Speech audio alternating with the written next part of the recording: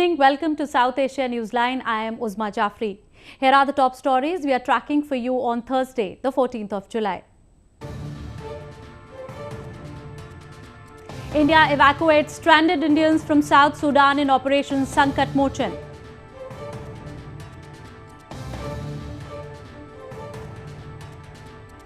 Parents of Peshawar victims hail death of mastermind Umar Mansoor.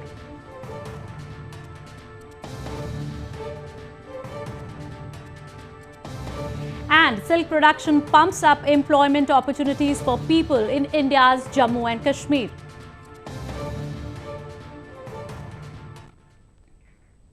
And now for all the details. India on Thursday began the evacuation process of Indian citizens stranded in South Sudan, which has been presently rocked by violence that claimed hundreds of lives. Launching Operation Sankat Mochan, which means overcoming difficulties, Indian government sent 2 of C-17 Globemaster military transport aircrafts to South Sudan's capital city of Juba to evacuate Indians stranded in the strife-torn country. According to the ministry, over 600 Indians are living in the country, with most of them stranded in Juba, which is the center of violence. So far, nearly 300 Indians have registered with the Indian Embassy for evacuation, reports stated. India's junior Foreign Minister, General V.K. Singh, is leading the operation from the African country. While spearheading the process, he also met the country's Foreign Minister, Deng Alor Kuol. भारतीयों ने कहा कि उनको दिक्कत है, वहाँ पर एक तरह से गृह युद्ध है और हमारा पूरा प्रयत्न रहेगा कि हम सबको यहाँ पर सुरक्षित लेकर आएं और हमेशा अपने देश का जो भरोसा है इस सरकार पर उसको पूरा करें. The recent outbreak of deadly clashes between South Sudan troops of President Salva Kiir and forces supporting Vice President Riek Machar in Juba have killed over 272 people, including 33 civilians. Embassies of various countries and aid organizations in South Sudan are working to evacuate staff from Juba amid the tenuous ceasefire that was reached on July 11th. Japanese Defense Minister General Nakatani on Thursday called on India counterpart Manohar Parrikar in New Delhi to shore up strategic cooperation. A delegation-level meeting between the two sides is set to have focused on defense manufacturing as well. Japan and India have been holding talks for 2 years on purchase by India of US-2 amphibious aircraft made by a Japanese firm, which would be one of Japan's first arms sales since Japanese Prime Minister Shinzo Abe lifted a 50-year-old ban on weapon exports. Relations between India and Japan have strengthened in recent times, which are being seen as crucial to balance China's rise in Asia. Moving on to news from Pakistan. American authorities on Thursday confirmed the killing of Peshawar school massacre mastermind in a US drone strike. Parents in Pakistani city have expressed contentment on the death of the terrorist. Parents of Peshawar victims have hailed the killing of Umar Mansoor, the mastermind of terror attack on Army Public School in the city in December 2014, in which 141 people, including 132 children, were killed. Mansoor was killed in an American drone strike in Afghanistan on July 9. Parents in the city said that Mansoor's killing brought a sigh of relief and many other children would be saved. बहुत खुशी हुई है कि जब इस तरह के दहशतगर्द मरते हैं तो ये लगता है कि शायद बच्चे बच रहे हैं, शायद कौम महफूज हो रही है, शायद और किसी के घरों में वो हालात नहीं होंगे जो हमारे घर में हुए, और किसी के बच्चे नहीं जाएंगे, और किसी के घर में ऐसा नहीं, ऐसी क़यामत नहीं आएगी, शायद बच जाएंगे लोग. जिन्होंने भी ये जुल्म किया उन्होंने बहुत बुरा किया. उन्होंने एक नहीं 150 माओं के दिल दुखाए हैं और अल्लाह ताला उनको देख रहा है. अल्लाह ताला उनसे इन चीज़ का बदला ज़रूर लेगा. और कल जो आई डोंट नो कि वो कौन बंदा है, मतलब ये एक है या इसके साथ और बहुत से हैं, अल्लाह ताला ने उसको अपने अंजाम तक पहुंचाया। Mansoor of Pakistan Tehrik-e-Taliban militant outfit had claimed responsibility for planning the Peshawar attack as well as separate attack on Bacha Khan University in Charsada on January 20 this year, in which 22 people were killed, most of them students and teachers. Meanwhile, Afghan government has stated that it does not have any plan to resume stalled peace talks with Afghan Taliban. This comes as the war-torn country has witnessed a rise in Taliban insurgency. A report.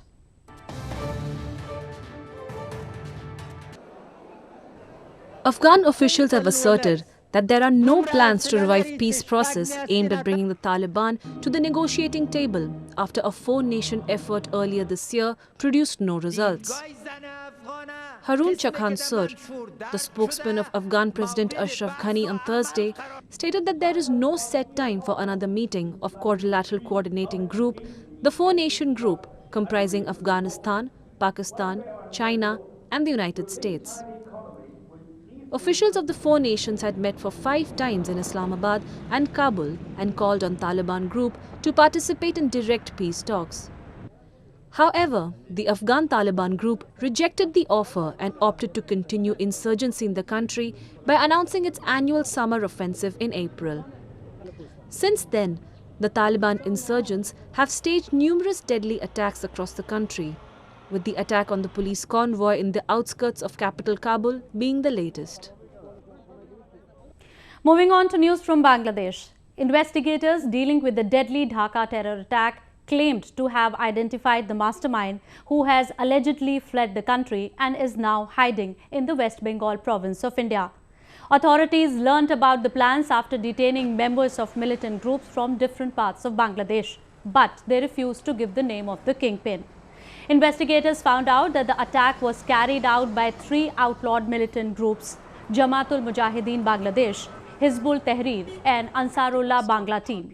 The attackers had been making preparations for the last 7 months. 22 people, mostly foreigners, were killed in an attack at Gulshan Cafe in capital Dhaka on July 1. 5 attackers were killed in a commando operation next morning. The city of Mumbai in India is known for heavy flow of road traffic. However, a garden that has been groomed under a flyover is enlivening the mood of the commuters and pedestrians.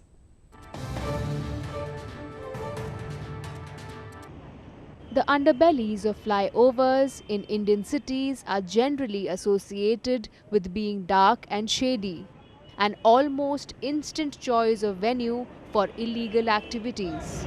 But the city of Mumbai, which recently opened to the public its first ever garden under a flyover, has brightened up prospects for these typically gloomy spaces.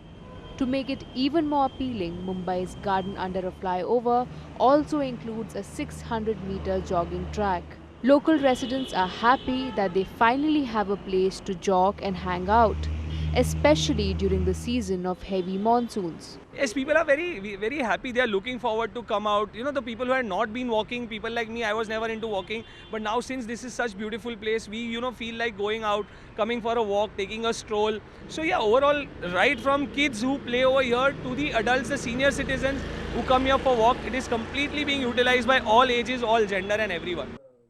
However, environmentalists have raised serious concerns about how rapidly trees are being cut down in the name of road widening, construction and development. What is happening is very disturbing because these trees have been dotting the roads of Mumbai for maybe 50-60 years or even more 100 years. Some trees are even 100 years old. The corporation seems to believe that the best way to beautify the roads is to remove the trees rather than keep the trees intact and construct around it.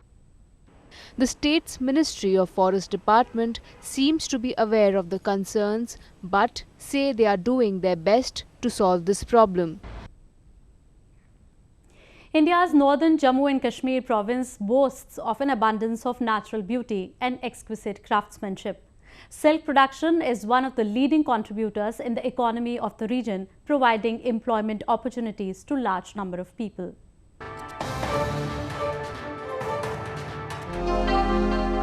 Sericulture, the process related to production of silk, is an agro-industry which has played an important role in the rural economy of India's northern Jammu and Kashmir province. Owing to its healthy climatic conditions, the province has a thriving silk production. People in Rajouri district of the province mostly earn their livelihood from sericulture. It is cost-effective, does not require much labor, and can be managed by just family members. ये जो हमारी स्कीमें चल रही है ये तो करीब कृषि का 25 से 30 दिन का काम होता है और जितना भी हमने क्रॉप कोई भी देखी है चाहे एग्रीकल्चर रिलेटेड कुछ भी हो मगर सेरिकल्चर का सबसे ज़्यादा बेनिफिट आ रहा है अगर इसका मार्केटिंग सही रहेगी क्योंकि ये शॉर्ट पीरियड में ये होता है बिल्कुल 25 दिन में ये रेनिंग कंप्लीट हमारी होती है. The Department of Sericulture provides workers with essential elements needed for silk production such as medicines, sheds, etc. Silk has an organized market in the province which enables people to sell off their produce at a good price. Products are also supplied to other parts of the country under the supervision of the Sericulture Department. इसका export होता है export में इसका बनता है bed spread का कपड़ा बनता है कुशन कवर बनता है शर्टिंग बनता है बड़े बड़े बाहर के मतलब जो बड़े बड़े कंट्री है उनके 5 स्टार होटल में इसका कर्टन्स बनता है और उससे इम्पोर्टेंट क्या है जो भी आदमी मरीज की सर्जरी होती है डॉक्टर इसकी सर्जरी करते हैं उसमें ये सिल्क का धागा चलता है ये कुप्टी का धागा चलता है दूसरा धागा नहीं चलता ये नेचुरल फाइबर बोलते हैं इसको नेचुरल फाइबर बोलते हैं मतलब फॉरेन कंट्री में इसका बहुत डिमांड है. Sericulture is one of the leading sectors in the province, giving a boost to the economy of the region. Weddings are a grand affair in India, and for the would-be brides, the D-Day outfit is one of the major concerns. Models in India's showbiz capital Mumbai displayed a bridal collection for the upcoming wedding season.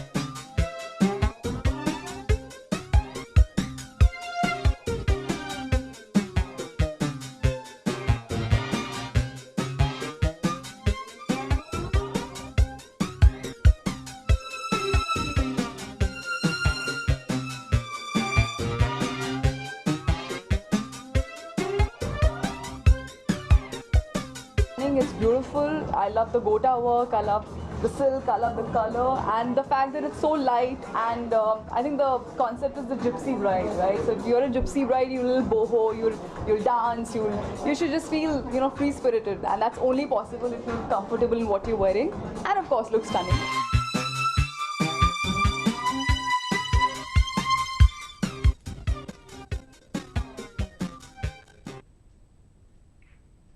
Well, that's the way it was in South Asia this evening. Before we conclude, the top stories once again. India evacuates stranded Indians from South Sudan in Operation Sankat Mochan.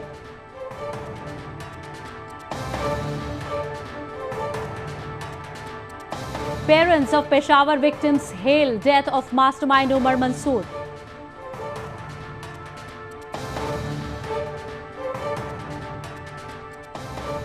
And silk production pumps up employment opportunities for people in India's Jammu and Kashmir.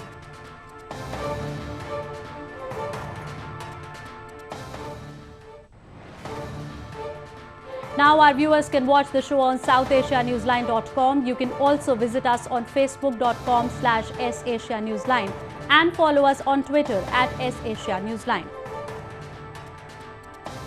That's all in tonight's edition. We will see you same time tomorrow. Good night.